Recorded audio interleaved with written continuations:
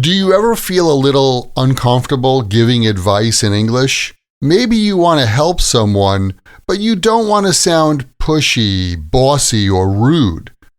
So you're not sure what to say. The good news is, native speakers rarely give advice in a very direct way.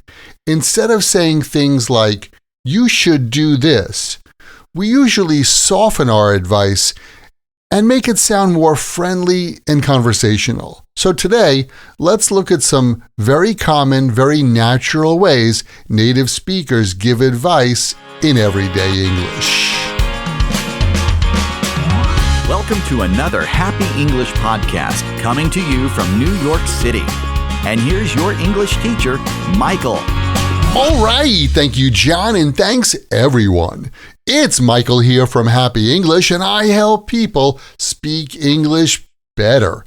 And this is Happy English Podcast, episode 973, Giving Advice in English. Have you ever thought about it?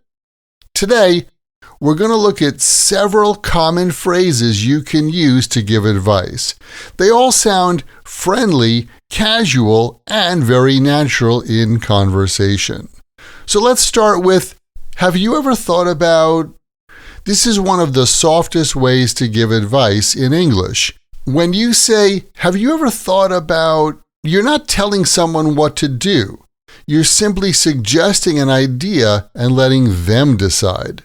For example, imagine your friend is feeling tired and stressed from work. You might say, have you ever thought about taking a short break? Or maybe someone is unhappy in their job.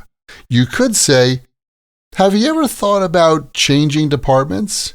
This phrase sounds polite and open. It gives advice, but it doesn't create pressure. And remember, we use have you ever thought about followed by an ing. Have you ever thought about doing that? Next, let's look at why don't you? Why don't you is very common in spoken English, and it sounds friendly, not critical. By the way, we use why don't you followed by a base verb. You can say things like, why don't you go there? Why don't you try it? And why don't you do that? Like your coworker says, oh, I don't understand this part of the project, but I don't want to bother anyone. You could say, why don't you ask your manager to explain it again? Or if your friend says, oh, my neighbor plays loud music late at night and I can't sleep. Instead of saying, you should complain, you might say, why don't you talk to her and ask her to turn the music down? Even though it sounds like a question, why don't you is really a suggestion, not a real question. Next up is, you might want to. That's another very common advice phrase. It sounds careful and practical, especially in work situations. For example, if a coworker is about to send an important email, you might say, you might want to double check that email before you send it. Or if someone comes late, you can say, you might want to leave a little earlier next time. You might want to is great when you want to help, but don't want to sound too strong. The next one is, you could always.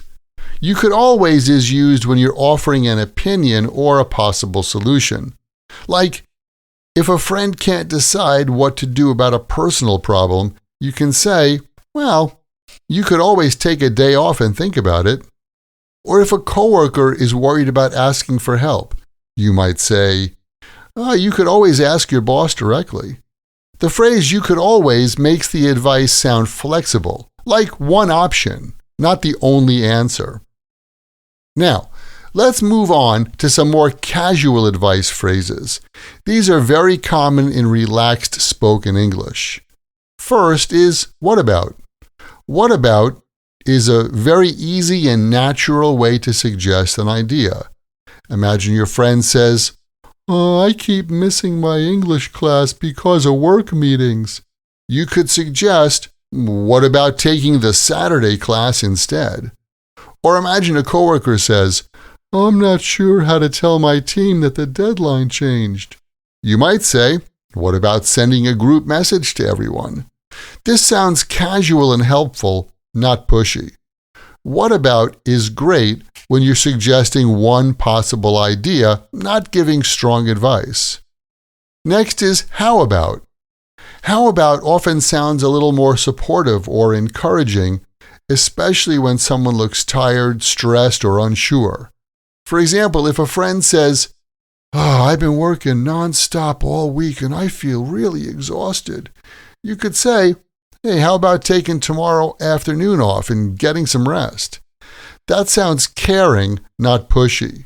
Or imagine someone says, I'm tired of all the same old choices for lunch. You could say, well, how about trying that new cafe near the train station? Simple, friendly, and very natural. The last one is, why not?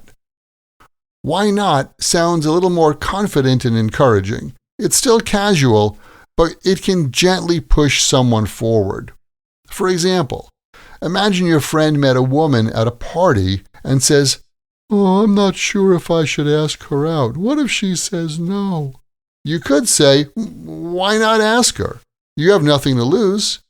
Or if a coworker says, I've never tried online English lessons before, you might say, why not try one lesson and see how it goes?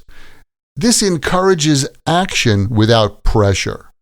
So, how about often sounds supportive, while why not sounds a little more encouraging, but both are very natural in conversation. So, let's put this all together. Native speakers usually avoid giving advice directly. Instead, we soften our words and make suggestions sound more friendly. We use, have you ever thought about, to gently suggest an idea. Why don't you, for friendly advice? You might want to, for careful, practical advice. You could always, to offer an opinion. And what about, how about, why not, for casual, everyday suggestions. That's why these phrases are so useful. They help you give advice without sounding bossy. Before we wrap up, let me ask you something. Is there someone you want to help right now? What advice could you give them using one of today's phrases? Try saying it out loud. That's how you start using these expressions naturally. And remember, the best way to remember English like this, and any other word or phrase in English, is to take that word or phrase, write it in a sentence that's true for you or true in your world, and then memorize your sentences. That's how you build fluency. Hey, thanks for listening. And remember, learning another language is not easy, but it's not impossible. And I'm here to help you on your journey. This podcast was brought to you by Happy English. Please visit myhappyenglish.com. Show your support for Happy English by leaving us a review. Get English, get happy, Happy English.